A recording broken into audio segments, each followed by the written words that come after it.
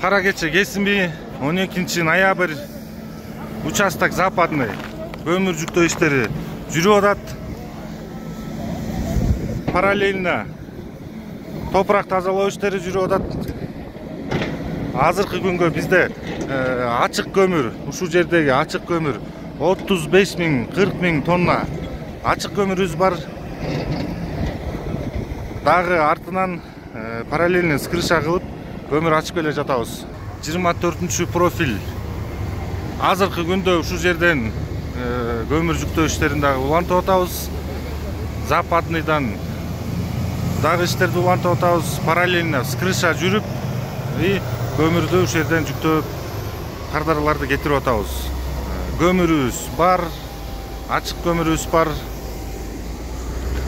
Жалпы кардарларды ушул жерден жүктөп кетирип атабыз.